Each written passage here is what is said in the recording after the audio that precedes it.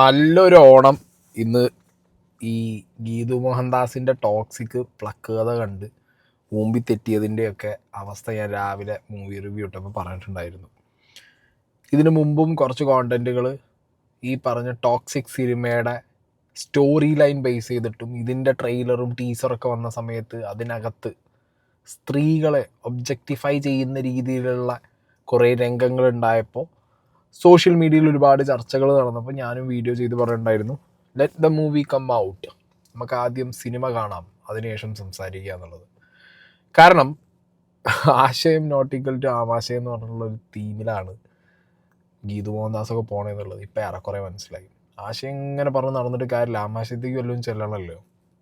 അപ്പോൾ എന്ത് ചെയ്തു, ആശയം എടുത്ത് മാറ്റി വെച്ച് ആമാശയത്തേക്കുള്ള വഴി നോക്കി. അതാണ് ടോക്സിക്. അപ്പോൾ കുറച്ചധികം കാര്യങ്ങൾ ഡിസ്കസ് ചെയ്യാനുണ്ട്. ഇപ്പോൾ ടോക്സിക്കിൻ്റെ ഒരു വഴി നോക്കുമ്പോൾ ആദ്യം തന്നെ എടുത്തു പറയേണ്ടത്, ഈ ഗീതു മോഹൻദാസിനോട് വാട്ട് ഈസ് ടോക്സിക് മൂവി എന്ന് ചോദിച്ചപ്പോൾ ആദ്യം ഇവർ പറഞ്ഞത് നിങ്ങൾ കേൾക്കണം. A gangster film. It's a gangster genre with a female gaze. How about that? Well, it's done, so I'm just hoping to get things rolling pretty soon. എന്ത് gangster പാടം എൻ്റെ പൊന്നമ്മായി, എന്ത് ഫീമെയിൽ കേസ് അല്ല, എന്താണ് നിങ്ങൾ എടുത്തു വെച്ചതെന്നുള്ളത് നിങ്ങൾ തന്നെ ഒരു 10 വട്ടം കണ്ടിട്ട് നിങ്ങൾക്ക് മനസ്സിലായില്ലേ? നിങ്ങൾ എന്താണെങ്കിലും ഇത് കട്ട് ചെയ്യുന്ന സമയത്തും ഇത് എടുത്തിട്ട് രണ്ടാമത് റീചെക്ക് ചെയ്യുന്ന സമയത്ത് ഒരു 100,000 വട്ടം നിങ്ങൾ കണ്ടിട്ടുണ്ടാവും നിങ്ങളെ പടം. എന്നിട്ട് നിങ്ങൾ ഇത്ര ഓവർ കോൺഫിഡൻ്റ് ആയോ ഈ സിനിമയുടെ മുകളിൽ നിന്ന് ഞാൻ ചിന്തിച്ചു പോയത്. മൂത്തോനൊക്കെ ഇപ്പം പലരും പറയുന്നുണ്ട് നിവിൻ പോളിനെ എടുത്ത് സൈഡാക്കി, ഇപ്പം യഷിനെ എടുത്ത് സൈഡാക്കി. ബട്ട് മൂത്തോനൊക്കെ ഇതിനെ വെച്ച് കമ്പയർ ചെയ്യുമ്പോൾ മൂത്തോനൊക്കെ എത്രയോ നല്ലതാണ്. Seriously man, ഇതെന്തെന്നാണ് item?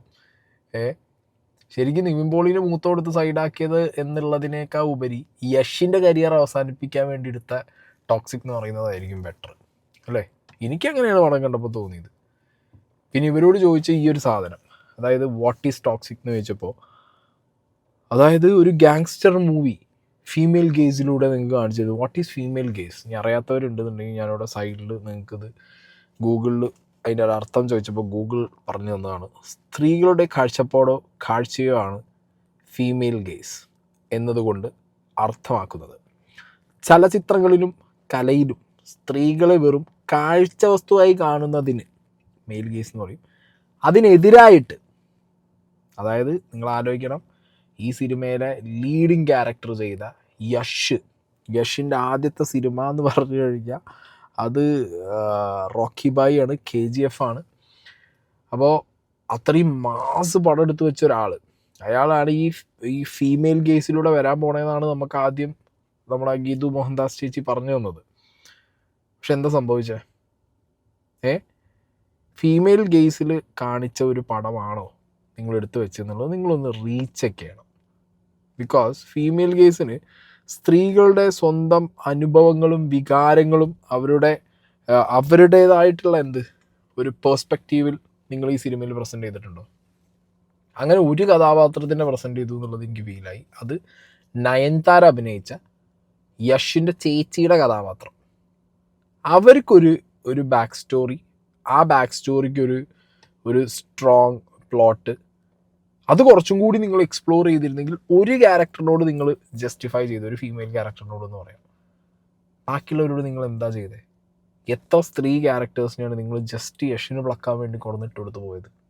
Yash in the sense ഈ പടത്തിലെ രായ എന്ന് പറഞ്ഞിട്ടുള്ള ആ ഒരു ക്യാരക്ടറിന് എന്നിട്ട് പറയുക വന്നിരുന്നില്ല gangster film through female gaze. എത്ര പെട്ടെന്ന് കുറേ പേരെ പറ്റിച്ചിട്ട് പോകാൻ പറ്റുന്ന ഒരു ടോക്കായി പോയത് ഇത്. ഇനി ഇതിൻ്റെയൊക്കെ തുടക്കം, അതായത് ഇന്ന് ഈ കണ്ടന്റ് ഞാൻ ചെയ്യാനുള്ളതിനൊരു തുടക്കമുണ്ട്. സേറ്റ് അവിടുന്നാണ് തുടങ്ങുന്നത്. No, the cinema, and I wouldn't want to say it. And one of Kasaba is a movie that I unfortunately watched. And with all due respect to all the technicians who worked in the film, I was definitely disappointed to watch an actor par excellence, whom many films of his have watched, who happened to say certain dialogues which were not only derogatory but most saddening to a woman in a scene. Huh? Fuck you. Noka. What? Madam, pardon me for not saluting you. I'll make it up to you. And I bet you'll walk wrong for a week. So when the hero says it, it's obviously glorified. So it gives the license for many other men to do the same thing because it's oh so sexy and cool. Definitely വരുന്നത് ഏറ്റവും വലിയ ഉത്തരവാദിത്തം വീഴുന്നത് എഴുത്തുകാരനും സംവിധായകൻ്റെയും മേത്താണ്. അവരാണ് cinema എഴുതുന്നത്, അവരുടെ കാഴ്ചപ്പാടാണ് നമ്മൾ മുമ്പോട്ടേക്ക് ഇടുന്നത്. പക്ഷെ ഞാൻ അവിടെ പറയാൻ ഉദ്ദേശിച്ചത് ആ പെർട്ടിക്കുലർ നടനെ ചൂണ്ടിക്കാണിച്ച് കുറ്റം പറയുക എന്നുള്ളതല്ല. ഞാൻ ചെയ്തത് ഒരു സെൻസ് ഓഫ് പവറിലേക്ക് വരികയാണെങ്കിൽ effect on the audience create ചെയ്യുന്ന ഒരു പേഴ്സണാലിറ്റി ആയി മാറിക്കഴിഞ്ഞാൽ you also with quoting Spider-Man, you with great power comes great responsibility. It's the fact that ഒരു ചെറിയ റിഫ്ലക്ഷൻ നമ്മൾ നടത്തണം. ദാറ്റ് ഇപ്പം ഞാനൊരു ഡയലോഗ് പറയുന്നതിന് മുമ്പേ ഒരു 10 ഡിഫറെൻറ്റ് വേയിൽ ഞാൻ ആലോചിക്കും ഇതിനെ വിഷ്വൽ ഗ്രാമറിൽ കാണിക്കുമ്പോൾ അതിന് വേറെ എന്തൊക്കെ അർത്ഥങ്ങൾ വരാം. അത് ചിലപ്പം ഞാൻ പറയുന്ന വളരെ റിഗ്രസീവ് ആയിട്ടുള്ള ഡയലോഗ് ആയിരിക്കാം. ആ റിഗ്രസീവ് ആയിട്ടുള്ള ഡയലോഗ് റിഗ്രസീവ് ആണെന്ന് തന്നെ അണ്ടർലൈൻ ചെയ്യുന്ന വിഷ്വൽ ഗ്രാമർ നമുക്ക് വേണം. ബട്ട് റിഗ്രസീവ് ആയിട്ടുള്ള ഡയലോഗിനെ സൂപ്പറാണ്, ഇതാണ് ശരി എന്നുള്ള വിഷ്വൽ ഗ്രാമറിലേക്ക് വന്നാൽ നമ്മൾ അവിടെ കൊടുക്കുന്ന മെസ്സേജ് തെറ്റിപ്പോ. പാർവതി ഇനി എന്ത് പറയുമോ? ഇത്രയും പറഞ്ഞു വെച്ചത് നിങ്ങൾ ഈ പറഞ്ഞ നിങ്ങളുടെ ചങ്കായ ഗീതു മോഹൻദാസിൻ്റെ ഈ സിനിമ എന്ന് കണ്ടിട്ട് ഫീമെയിൽ കേസിലൂടെ പോയ പടത്തിനകത്ത് കസബയിൽ മമ്മൂക്കയുടെ ക്യാരക്ടർ പറഞ്ഞതിനേക്കാൾ, അതായത് ദ മോർ എന്താ responsibility, the more power the more responsibility എന്ന് പറഞ്ഞ പോലെ ഒരു ഐറ്റം കൊണ്ടുപോയി അടിച്ചു വെച്ചു കൊടുത്ത് സെയ്റ്റ് എന്ന് പറഞ്ഞ് പറയിപ്പിച്ച് ഗ്യാങ് ആയിട്ടിരുന്നെന്ന് അവരതിച്ചു വിട്ടല്ലോ. ഇപ്പം എന്ത് പാർവതി പറയുന്നത് ഞാൻ ചിന്തിക്കുന്നത്. ഉടുതുണിക്ക് മറുതുണി ഇല്ലാതെ ജനിച്ച കോലത്തിൽ ഒരു കള്ളും കുപ്പിയും പിടിച്ച് വന്നൊരു പെണ്ണിൻ്റെ മുന്നിൽ നിന്നിട്ട് അടിച്ചട, അതായത് രുക്മിണി എന്താ അതിൻ്റെ പേരുണ്ടല്ലോ, ആ ലേഡി ക്യാരക്ടറിൻ്റെ മുന്നിൽ വന്ന് ഇരുന്നിട്ട് എമ്മാതിരി ഡയലോഗാണ് അറിയോ യഷിൻ്റെ ക്യാരക്ടർ രായ അടിച്ചത്. അപ്പം അങ്ങനത്തെ ഒരു സീൻ തന്നെ ഒരു എന്ത് ചെയ്യാണ്, ആ ഒരു ഇമാജിനേഷൻ ഒന്ന് ആലോചിച്ച് നോക്ക്. നിങ്ങളെ ചങ്കല്ലേ, സെയ്റ്റ് ചങ്കാണല്ലോ. അതെന്താ പറയുക, ഇത് മറ്റേ സാധനം ആശയം നോട്ട് ഈക്വൽ ടു ആമാശയം, അതിങ്ങനെ അണ്ടർലൈൻ ചെയ്ത് വെക്കാം. ആ ഒരു ഐറ്റമാണ്. ഓക്കെ, അപ്പം ഇനി ഇതിന് മുമ്പൊക്കെ വീഡിയോ ചെയ്ത സമയത്ത് ഞാൻ പറഞ്ഞിട്ടുണ്ടായിരുന്നു സിനിമ വരട്ടെ. ഇപ്പോൾ സിനിമ വന്നല്ലോ, പാർവതിയും ബാക്കി WCCയിലെ ടീമൊക്കെ ഒന്നിരുന്ന് കാണും. അന്ന് പറഞ്ഞതിന് ഇതിൽ കാട്ടി വെച്ചതിനും നിങ്ങളൊന്ന് കണക്ട് ചെയ്ത് വായിച്ചിട്ട് 4 ചോദ്യം അങ്ങോട്ട് ചോദിക്കാൻ മാത്രം 2 ദിനകത്തെ അങ്ങനത്തെ ആയിട്ടാണ്. ഇതൊരിക്കലും ഗീതു മോഹൻദാസ് അല്ല വേറെ ആളാണ് ഈ പടം എടുത്തതെന്നുണ്ടെങ്കിൽ ഇത്ര അധികം ചോദ്യങ്ങൾ ഗീതു മോഹൻദാസിനും വരാൻ പോകുന്നില്ല, ഇല്ലെങ്കിൽ ഈ പറഞ്ഞ പാർവതിക്കും വരാൻ പോകുന്നില്ല. പാർവതിക്ക് ഇവിടെ മറ്റേ ആനിമൽ ഭയങ്കര പ്രശ്നമായിരുന്നു, അർജുൻ റെഡ്ഡി ഭയങ്കര പ്രശ്നമായിരുന്നു, മനസ്സിലായോ? സന്ദീപ് വാങ്ക റെഡ്ഡിനോട് എന്തോ വലിയ ദേഷ്യമായിരുന്നു പാർവതിക്ക്. ഇത് ഈ പടം ടോക്സിക് പടം, ഈ ഫീമെയിൽ കേസിൽ എടുത്തു വെച്ച ഗാങ്സ്റ്റർ പടം ഒന്ന് കയറി കാണണം, മനസ്സിലായോ? രായ എന്ന് പറഞ്ഞ ക്യാരക്ടറിന് പ്ലക്കാൻ വേണ്ടി കുറേ ടീമിനെ, വേറെ കുറേ ക്യാരക്ടേഴ്സിന്, സ്ത്രീകളെ ഭയങ്കര ഒബ്ജക്റ്റിഫൈ ചെയ്ത് അവരെ ഏതൊക്കെ രീതിയിൽ എങ്ങനെയൊക്കെ വൃത്തികേടിൽ കാണിക്കാൻ പറ്റുമോ അങ്ങനെയൊക്കെ കാണിച്ചു വെച്ചിട്ടുണ്ട്, മനസ്സിലായില്ലേ? ഒരു ക്യാരക്ടറിന് ഡെപ്ത് കൊടുത്തിട്ടില്ല, ഒരു ക്യാരക്ടറിന് ഒരു ആർക്കില്ല, ഒരു ക്യാരക്ടറിൻ്റെ ഒരു പ്ലോട്ട് പോലും ബിൽഡാവുന്നില്ല.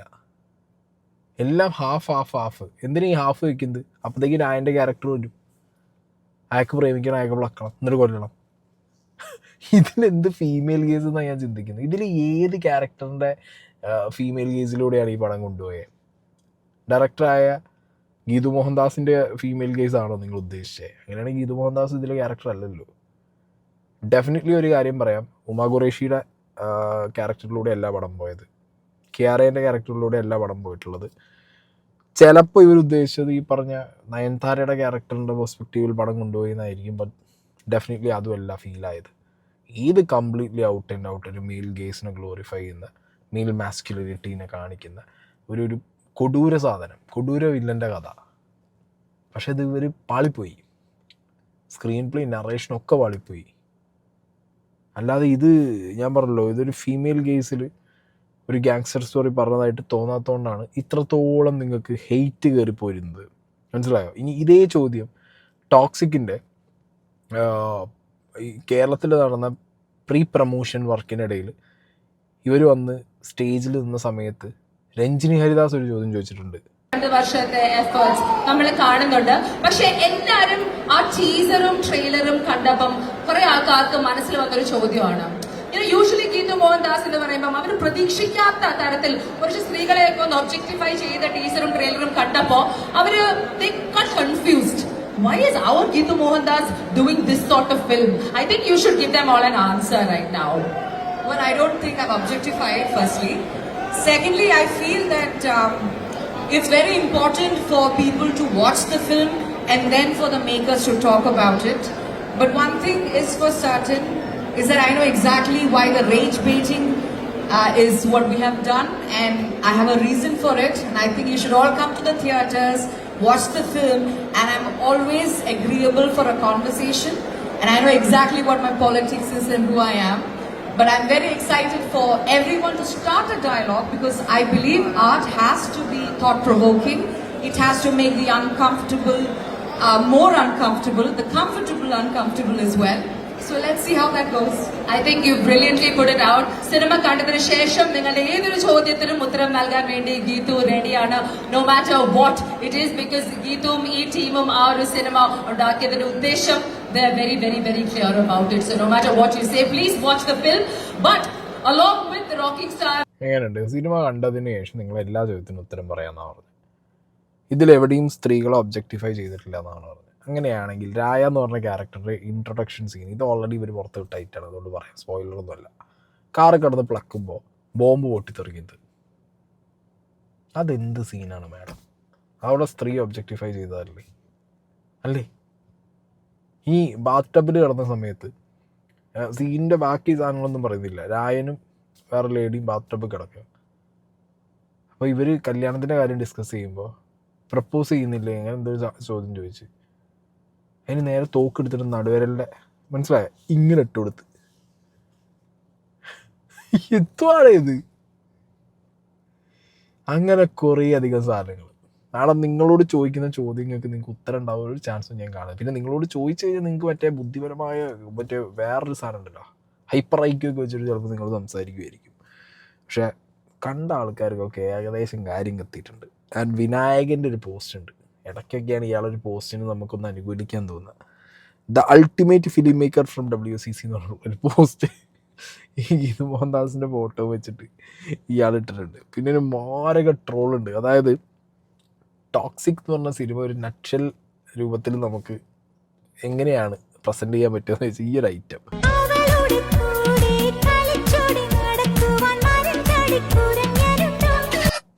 അത്രേ ഉള്ളൂ. മനസ്സിലായില്ല? അവളുടെ കൂടെ നടക്കാണ് യഷിൻ്റെ ക്യാരക്ടറാണ് നട്ഷലിലാക്കിയിട്ടുള്ളത്. ഇങ്ങനത്തെ ട്രോളുകൾ ഏറ്റുവാങ്ങി നടക്കുക എന്നല്ലാതെ മാഡം എനിക്ക് തോന്നുന്നില്ല നിങ്ങൾക്ക് ഇതിനൊന്നും ഒരു ഉത്തരം കൊടുക്കാൻ പറ്റുന്നുള്ളത്. കാരണം ആ രീതിയിലാണ് ഈ സിനിമയിൽ കാര്യങ്ങൾ ചെയ്തു വെച്ചിട്ടുള്ളത്. ഓക്കെ, ഇനി ഗീതു മോഹൻദാസ് തന്നെ അവരുടെ റൈറ്റിങ്ങിനെ കുറിച്ചും അവരുടെ തോട്ട് പ്രോസസ്സിനെ കുറിച്ചിട്ടൊക്കെ അവർ ദ ക്യൂവിന് കൊടുത്തിട്ടുള്ള ഒരു ഇൻ്റർവ്യൂവിൽ കുറച്ച് കാര്യം പറഞ്ഞിട്ടുണ്ട്. ഇതും കൂടി കേൾക്കുമ്പോൾ നിങ്ങൾക്ക് ഏറെക്കുറെ ഇവരെന്താണ് കാട്ടിക്കൂട്ടുന്നത്, അല്ലെങ്കിൽ ഇവരുടെ ഈ ആശയം നോട്ട് ഈക്വൽ ടു ആമാശയം എന്നുള്ള സാധനം നമുക്ക് കൺഫേം ആക്കാൻ പറ്റും. ഞാൻ എപ്പോഴും ഒരു കഥ എഴുതുമ്പോൾ ഒരിക്കലും ഒരു തുടക്കം, ഒരു മിഡിൽ, ഒരു അവസാനം എന്നൊരു കോൺസെപ്റ്റിലല്ല തുടങ്ങുന്നത്. റൈറ്റിംഗ് എനിക്കൊരു വളരെ ഒരു ഓർഗാനിക് പ്രോസസ്സാണ്. എങ്ങോട്ടാണ് പോകുന്നതെന്ന് പോലും എനിക്കൊരു ധാരണയില്ല. അപ്പം അങ്ങനത്തെ ഒരു സ്പേസിൽ ശരിക്കും പറഞ്ഞാൽ ഇത്തവണ ഞാൻ ടൊറോണ്ടോ ഇൻ്റർനാഷണൽ ഫിലിം ഫെസ്റ്റിവലിൽ പോയപ്പോൾ എൻ്റെ നേരത്തെ പടങ്ങൾ കണ്ട ആൾക്കാരാണ് ഇത് കൂടുതലും എൻ്റെ അടുത്ത് ഈ ക്വസ്റ്റ്യൻ ചോദിച്ചിട്ടുള്ളത്. എന്തുകൊണ്ട് there is A commonality that ഒരു സെർച്ച് എന്നൊരു എലിമെൻറ്റ് ഇസ് ദെയർ ആൻഡ് ഒരു ചൈൽഡ് എന്നൊരു പെർസ്പെക്റ്റീവ് ഇസ് ദെയർ. ഈ രണ്ട് എന്തുകൊണ്ടെന്ന് പറയുമ്പോൾ ഐ വാസ് ഷോക്ക്ഡ് ബിക്കോസ് ഞാൻ ശരിക്കും പറഞ്ഞാൽ I didn't even think in that space. Then I started questioning my self. May be I M searching for something. കേട്ടല്ലോ, ഇങ്ങനെയാണ് ഗീതു മോഹൻദാസിൻ്റെ കഥ, അവരെഴുതുന്ന കഥ അവരുടെ ഉള്ളിൽ സ്റ്റോറി ബിൽഡാവുന്നത്. അതായത് ഒരു അറ്റവും മൂല്യമൊന്നും ഉണ്ടാവില്ല. മനസ്സിലായോ? ഒരു കഥ എഴുതി തുടങ്ങുമ്പോൾ അവർക്ക് തന്നെ ഒരു ക്ലാരിറ്റി ഇല്ല. ആ ക്ലാരിറ്റി ഇല്ലായ്മയാണ് ഇവരുടെ ക്ലാരിറ്റി എന്ന് പറയുന്നത്. അങ്ങനെ ക്ലാരിറ്റി ഇല്ലായ്മയിൽ ക്ലാരിറ്റി ഉണ്ടാക്കിയ ഒരു പടത്തിനൊരു കഥ എഴുതി വെച്ച് അതിനിപ്പോൾ ഇന്ത്യയിൽ കിട്ടാവുന്ന ഏറ്റവും മാസ് പ്രസൻറ്റ് ചെയ്യാൻ പറ്റുന്ന ഏറ്റവും ടോപ്പ് മോസ്റ്റ്, ഏറ്റവും വാല്യുബിൾ ആയിട്ടുള്ള, ഏറ്റവും ഔട്ട്പുട്ട് വന്നിട്ടുള്ള ഒരു ആക്ടറിനെ നിങ്ങൾക്ക് കിട്ടി. പിന്നെ ഒരുപാട് കിടിലൻ ആക്ട്രസ്സുകൾ നിങ്ങൾക്ക് കിട്ടി, കാശ് ഇഷ്ടം പോലെ നിങ്ങൾക്ക് ഇറക്കാൻ പ്രൊഡ്യൂസറെ കിട്ടി, എല്ലാം നിങ്ങളതിൽ സെറ്റായി. ഇന്ത്യയിൽ തന്നെ ഏറ്റവും വലിയ ബഡ്ജറ്റിൽ വരുന്ന സിനിമ നിങ്ങൾ എടുക്കുമ്പോൾ നിങ്ങൾക്ക് ഈ ക്ലാരിറ്റി ഇല്ലാത്ത കഥകളുമായിട്ട് പോയിട്ട് വല്ല കാര്യമുണ്ട്. അതാണ് സ്ക്രീനിൽ നിന്ന് കണ്ടത്. ഒരു അത്തും പൊത്തും കിട്ടാത്തൊരു സാധനം. നിങ്ങൾക്ക് തന്നെ ഒരു 10 വട്ടിട്ട് കണ്ടിട്ടും കൺഫ്യൂഷനായിട്ട് എവിടേക്കോ വെട്ടി മുറിച്ചിട്ട പോലെ നമുക്ക് തോന്നിയതല്ലേ. മനസ്സിലായില്ലേ? അങ്ങനത്തെ ഒരു ഐറ്റം. അപ്പോൾ ഇവർക്ക് തന്നെ ഇവരുടെ എന്താ പറയുക, ആ ഒരു ഫിലിം സ്ക്രിപ്റ്റ് റൈറ്റിങ്ങിലൊരു തോട്ട് പ്രോസസ്സിൽ തന്നെ ഇവർക്ക് സീനുണ്ട്.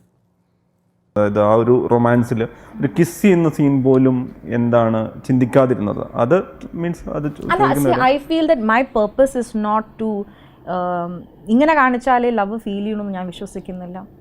പിന്നെ മൈ ഓഡിയൻസ് ഇസ് നമ്മൾ അവർ society is conditioned in a certain way. നമ്മൾ അവരെ പ്രൊവോക്ക് ചെയ്തിട്ട് കാര്യമില്ല, ടിൽറ്റിലേറ്റ് ചെയ്തിട്ട് കാര്യമില്ല. ദിസ് ഇസ് സിനിമ, അത് no, you have to slowly introduce them, slowly make them comfortable. ഞാൻ അതാ വിശ്വസിക്കുന്നത്. അപ്പോൾ as a film maker it is an added responsibility that people are comfortable when they watch with their family, with their spouse, whatever. If they are conditioned in a certain way in their thoughts, then I need to make them very comfortable. Toxic കാണാൻ എന്താണെങ്കിലും family ആയിട്ട് പോകാൻ പറ്റില്ല. ഇനി അത് പോട്ടെ, ഈ ഒറ്റയ്ക്ക് കയറുന്ന ആൾക്കാർ തന്നെ, ഇപ്പോൾ കുട്ടികളും വേണ്ട, ലൈറ്റ് ഹാർട്ടഡ് ആയിട്ടുള്ള ആൾക്കാരും സ്ത്രീകളെയും വിടുക. അത്യാവശ്യം വയലൻസ് കാണുന്നതോ അല്ലെങ്കിൽ അത്യാവശ്യം ഗാങ്സ്റ്റർ മൂഡിലുള്ള പടങ്ങൾ കാണുന്ന ഒരു വ്യക്തി കയറി കണ്ടാലടക്കം ഒരു രീതിയിലും അവരെ സാറ്റിസ്ഫൈ ചെയ്യില്ല, ഒരു രീതിയിലും അവരെ കംഫർട്ടാക്കില്ല. അത്രയും സീനാക്കിയിട്ട് ഒരു പടം എടുത്ത് വയ്ക്കുമ്പോൾ നിങ്ങൾ എന്ത് കമ്മിറ്റ്മെൻറ്റിനെ കുറിച്ചാണ് ഈ പറയണേ? നിങ്ങൾ എന്ത് കമ്മിറ്റ്മെൻറ്റിനെ കുറിച്ചാണ് പറയണത് എന്നുള്ളത് ഒരു പിടുത്തവും കിട്ടത്തില്ല. എന്താ പറയുക, നമ്മളെ ഓരോ കാശിനും വില ഉണ്ട്. നമ്മൾ ഈ മുടക്കണേ ഇപ്പം പഴയ പോലെ 50-60 കിട്ടില്ല, 110 ഉറുപ്പിക്ക് കിട്ടുന്ന തന്നെ റയറാണ് ടിക്കറ്റ്. പക്ഷേ ഇത് അറ്റ്ലീസ്റ്റ് ഒരു വണ്ടിയിൽ ഇപ്പോൾ ഞാൻ പറയാം, ഒരു 3 ആളൊരു പടത്തിന് പോകാമെന്ന് വിചാരിച്ചു, 200 രൂപ വെച്ചിട്ടാണെങ്കിൽ 600 രൂപ. വണ്ടിയിൽ എണ്ണ അടിക്കുന്ന പൈസ വേറെ, പ്ലസ് അവിടുത്തെ ഒരു ചായയും ഒരു കേക്കും കഴിച്ചാലടക്കം 100 രൂപ പോയി. അങ്ങനെ 3 ആളെ ചിലവ് 2000 രൂപയ്ക്കാണ് 2-3 ആൾക്കാർ ഒരു ദിവസം ഒരു പടം കാണുന്നത്. ഇനി ഒറ്റൊരുത്തം കണ്ടാൽ തന്നെ അത് എത്രയായി? എന്നാലും ആയി 10-600 രൂപ. ഈ 10-600 രൂപ മുടക്കി ഒരാൾ പണം കാണുമ്പോൾ നിങ്ങളെ തോന്നിയ ഇഷ്ടത്തിന് നിങ്ങളിപ്പോൾ പറഞ്ഞത് അപ്പം മാറ്റി പറഞ്ഞ് നിങ്ങളുടെ തോട്ട് പ്രോസസ്സ് മാറ്റി, നിങ്ങൾക്കൊരു ക്ലാരിറ്റി ഇല്ലാതെ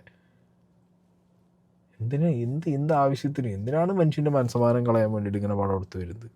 സിനിമ സംസാരിക്കുമ്പോൾ അതുവരെ കമേഴ്ഷ്യൽ സിനിമയൊക്കെ സ്ത്രീകളെ പരിഗണിച്ച രീതിയിലല്ലാതെ സ്ത്രീയുടെ വോയിസ് കൂടി വരണം, അല്ലെങ്കിൽ സ്ത്രീകളെ അവരുടെ യഥാർത്ഥ ജീവിതത്തിൽ എങ്ങനെയാണോ അങ്ങനെ ചിത്രീകരിക്കണം പോലുള്ള ഡിബേറ്റുകൾ വരുന്നുണ്ടല്ലോ. ഒരു സിനിമ ചിന്തിക്കുമ്പോൾ സ്വാഭാവികമായിട്ട് അങ്ങനെ അത്തരത്തിൽ ഏതെങ്കിലും ഒരു ചിന്തയുണ്ടോ, ഒരു വിമൻ ഫിലിം മേക്കർ എന്നുള്ള രീതിയിൽ അങ്ങനെ ചിന്തിക്കാറുണ്ടോ? ഇല്ല, ബിക്കോസ് എനിക്ക് ഐ ഓണസ്റ്റ്ലി ഫീൽ ദാറ്റ് സിനിമ ഈസ് നോട്ട് ജെൻഡർ ബയസ്ഡ്. നമ്മളൊരു മെയിൽ ഫിലിം മേക്കർ എന്ന് നമ്മൾ ആരും അറിയപ്പെടുന്നില്ലല്ലോ. പിന്നെ ഏറ്റവും കൂടുതൽ ഞാൻ പേഴ്സണൽ കമൻസ് ആണെങ്കിലും റിവ്യൂസ് കേട്ടതും ബാക്ക് ഹാൻഡ് കോംപ്ലിമെൻറ്റ്സ് ആണെങ്കിലും ഞാൻ ഏറ്റവും കൂടുതൽ ഞാൻ കേട്ടിരിക്കുന്നത് ഒരു പെണ്ണിന് ഇങ്ങനെ ഒരു സിനിമ ചെയ്യാൻ പറ്റുമോ എന്നാണ്. മൂത്തോൺ കണ്ട ശേഷം wow, we are so happy that a woman directed this movie. Maybe women filmmakers will be doing only sensitive, beautiful, romantic or relationship type movies, and they can't picture in any other way, or I don't know what the conditioning is, but I think it's time we break that conditions. It's time that we tell our expressions, tell our narratives boldly, and the way we want to tell it without provoking people. When I'm seeing like women filmmakers coming forward, even men, male filmmakers making women oriented subjects, it's all welcomed. It's beautiful, because this is a time that people should tell different stories and not look at the gender, not look at who's making it, who's telling it. Tell strong, content driven narratives which has politics in it, or which is entertaining, but tell it. Like, don't fear people, don't fear how will society take it, how will people take it. Don't belittle the intelligence of the mass. Appo nammal cinema nu parayanathu it is end of the day, it is just an emotion. It's that pulse. ആ പൾസും ഇല്ല, ആ ഇമോഷനും ഇല്ല, content ഡ്രിവണും അല്ല നിങ്ങളുടെ last ഈ toxic എന്ന് പറഞ്ഞ cinema. നിങ്ങൾ ഞാൻ ഈ വെച്ച പോർഷൻ നിങ്ങൾ രണ്ടാമതൊന്ന് നിങ്ങളെ വലിയ സ്ക്രീനിൽ തിയേറ്ററിൽ ഇടുക, സിനിമ ഇടുന്നതിന് ഈ സാധനം ഇടുക, എന്നിട്ട് നിങ്ങൾ പറഞ്ഞതിന് നിങ്ങളൊരു 10 വട്ടം കേൾക്കുക ഗീതു മോഹൻദാസ്. അപ്പോൾ നിങ്ങൾക്ക് എവിടെ ഫോൾട്ട് പറ്റി നിങ്ങൾക്ക് തിരിച്ചറിയാൻ പറ്റും. എടോ നിങ്ങൾ ചിലപ്പോൾ വലിയ എന്താ പറയുക, ഈ വേദികളിൽ പോയി പലരെയും കണ്ട് പല ഒക്കേഷനിലും പലരോടും സംസാരിച്ചിട്ടൊക്കെ സിനിമയെക്കുറിച്ച് ഭയങ്കര ഗ്രാഹ്യമുള്ള ഇത്രയും ഡീപ്പായിട്ട് അറിവുള്ളൊരു വ്യക്തിയാണെന്നൊക്കെയുള്ള ഒരു സാധനം നിങ്ങൾക്ക് ഉണ്ടാവും. But end of the day നിങ്ങളത് പ്രസൻറ്റ് ചെയ്യുന്ന ഓഡിയൻസ് എന്ന് പറയുന്നത് നിങ്ങളത്ര സിനിമ അറിയുന്ന ആൾക്കാരാവില്ല. ആകെ നമുക്കറിയുന്നതെന്ന് പറഞ്ഞു കഴിഞ്ഞാൽ ഇതിൻ്റെ ഒരു എൻ്റർടൈൻമെൻറ്റ് വാല്യൂ എത്രയെന്നുള്ളത് മാത്രമേ നമുക്ക് ചെക്ക് ചെയ്യാൻ പറ്റുള്ളൂ. മനസ്സിലായില്ലേ? അതിൽ തന്നെ ഒരു മോസ്റ്റ് മെജോറിറ്റി, ഒരു മാസ് മെജോറിറ്റിക്ക് അവരുടെ എൻ്റർടൈൻമെൻറ്റ് വാല്യൂസിന് ഈ സാധനം ഓക്കെ ആണെന്നുണ്ടെങ്കിൽ പടം ആവറേജ് എന്ന് പറയും. ഭയങ്കരമായിട്ട് വർക്കായി ഹിറ്റാവും. അല്ലെങ്കിൽ ഇന്നത്തെ പോലെ എന്തായി, ഒരു മോസ്റ്റ് മെജോറിറ്റിക്ക് ഒരു എന്താ പറയുക സിനിമയെക്കുറിച്ച് എൻ്റർടൈൻമെൻറ്റ് സാധനങ്ങളെക്കുറിച്ച് മാത്രം, സിനിമയുടെ എൻ്റർടൈൻമെൻറ്റിനെ മാത്രം ചിന്തിക്കുന്ന, അതിൻ്റെ ടെക്നിക്കൽ വശങ്ങളൊക്കെ മാറ്റി വെച്ച് കൊടുക്കുന്ന കാശിന് ഇത്രയും മണിക്കൂർ എനിക്ക് എൻ്റർടൈൻഡ് ആവണം എന്ന് പറഞ്ഞ് പോകുന്ന ഒരു വലിയ മാസ് മെജോറിറ്റിക്ക് നിങ്ങളെ സാധനം വർക്കാവാത്തത് നിങ്ങളെ കണ്ടൻറ്റിൻ്റെ പ്രശ്നമാണെങ്കിൽ അത് നിങ്ങൾ തിരിച്ചറിയാൻ നോക്കണം. പിന്നെ ഈ ജെൻഡറിൻ്റെ കാര്യമൊക്കെ പറഞ്ഞത്, ആരാ ജെൻഡറിൻ്റെ കാര്യം പറയുന്നത്? നിങ്ങൾ തന്നെയാണ് ഓരോ പടം എടുക്കുമ്പോഴും ഓരോ കാര്യങ്ങൾ നടക്കുമ്പോഴും ജെൻഡർ കൊണ്ടുവന്നിടുന്നതും. കസബയുടെ സമയത്ത് ഈ സെയ്റ്റ് എന്ന് പറഞ്ഞിട്ട് മമ്മൂക്കാൻ്റെ മുകളിൽ ഈ ജെൻഡർ കാർഡ് കൊണ്ടുപോയി വെച്ചു. ഈ സിനിമ ഇറങ്ങാൻ നേരത്ത് this is A gangster movie from A female guys എന്ന് പറഞ്ഞിട്ട് അവിടെയും നിങ്ങൾ ജെൻഡറിൻ്റെ സാധനം കൊണ്ടുപോയി വെച്ചു. നിങ്ങൾക്ക് ആവശ്യമുള്ള സമയത്ത് നിങ്ങൾക്ക് എടുത്ത് യൂസ് ചെയ്യാം. അത് കഴിഞ്ഞിട്ട് പിന്നെ നിങ്ങളൊരു ഏതെങ്കിലും ഒരു ഇൻ്റർവ്യൂ പോയിരുന്നിട്ട് ആസ് എ ഫിലിം മേക്കർ സംസാരിക്കുമ്പോൾ വാട്ട് ജെൻഡറൊക്കെ എന്താ, ഇറ്റ്സ് പ്യുവർലി കണ്ടന്റ് ഡ്രിവൺ. ഞാനുണ്ട് എന്ത് സ്റ്റാൻഡാണ്. എന്താണെങ്കിലും ഞാൻ പറഞ്ഞല്ലോ, ഇന്ന് വേറെ ഒരു വീഡിയോ ചെയ്യാൻ 1-2 വേറെ വീഡിയോസ് ചെയ്യാമെന്ന് വിചാരിച്ചാൽ പറ്റുന്നില്ല, തളർന്നിരിക്കുകയായിരുന്നു രാവിലെ ഈ മരണം കണ്ടിട്ട്. പിന്നൊരു ഉച്ചയ്ക്ക് ആയപ്പോഴാണ് ഒന്ന് നീച്ചത്. ഭക്ഷണം പോലും കഴിക്കാൻ തോന്നിയില്ല, ഓണസദ്യ പോലും കഴിക്കാൻ തോന്നിയിട്ടുണ്ടായിരുന്നില്ല. പിന്നെ എങ്ങനെയൊക്കെയോ കുത്തിക്കയറ്റി ഒന്ന് പുറത്തു പോയി തിരിച്ചു വന്നു. എന്നാലും എനിക്കിത് ഇന്നത്തെ ദിവസം ഇത് പറഞ്ഞു തീർക്കണം, ഇനിയൊരു ദിവസം ഇത് മാറ്റിയൊക്കെ എഴുതുന്നുണ്ടായിരുന്നു. അതുകൊണ്ടാണ് ഞാൻ ഈ വീഡിയോ ഇന്ന് തന്നെ ചെയ്ത് തീർത്തത്. ഇനിയില്ല കഴിഞ്ഞു. യഷ് കഴിച്ചിലായി പോന്നെങ്കിൽ ഏതെങ്കിലും പടം ചെയ്തിട്ട്, അല്ലാത്ത പക്ഷം ഇത് വലിയ റെഡി ആയിരിക്കും യഷിനടങ്ങി. യഷിൻ്റെ കരിയറിലെ യഷിന് ഇതിലും വലിയ റെഡി. ഇനി ചിലപ്പോൾ ഇതിന്ന് കഴിച്ചിലാണെങ്കിൽ ആ പാവിന് എന്ത് ചെയ്യേണ്ടിയിരുന്ന അറിയോ, KGF 3 ആയിട്ട് വരേണ്ടിയിരിക്കും. അതാ തോന്നുന്നു എനിക്ക്. അമ്മാതിരി പണ്ണനാണ് അക്ക യഷിന് വെച്ച് പണി വിട്ടത്.